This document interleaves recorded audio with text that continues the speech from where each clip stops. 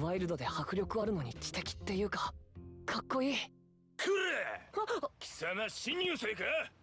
挨拶せんかい。はい、新入生の広瀬光一です。おはようございますです先輩。よし、いい声だ。大丈夫ですよ。あの人たちは違うバスに乗りますから。何しとんじゃ貴様。何のつもりじゃ。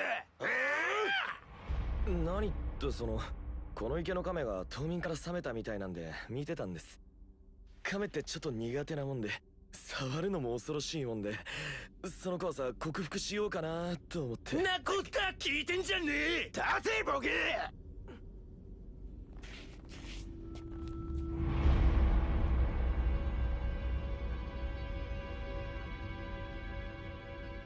ほうほう、一年坊にしてはタッパーあるっちゃ。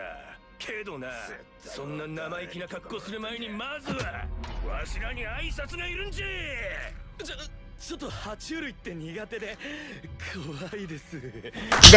だら何にやついてんけ。ごめんなさい、知りませんでした先輩。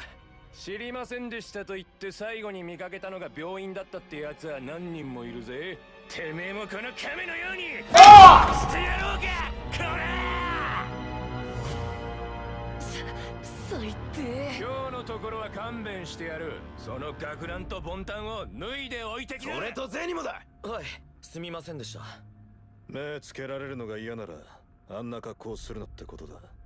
逆にムカつくのは亀をあんな風にされて怒らねえあいつの方だ。おい腰抜け、貴様の名前聞いとくか。はい、1年 B 組東方丈介です。何、東方丈介。ジョーにジョーか。ジョースケ、今日からてめえをジョジョって呼んでやるぜ。はあ、どうもありがとうございます。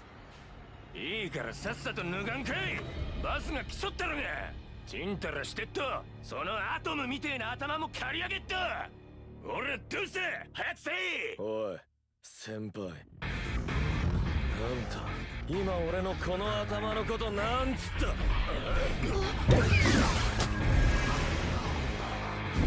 何サンゴ。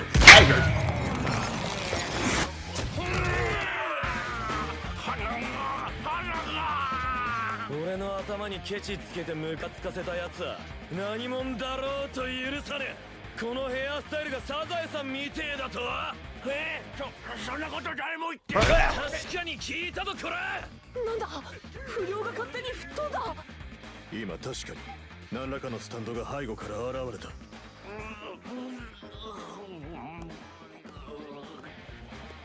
れ、あの亀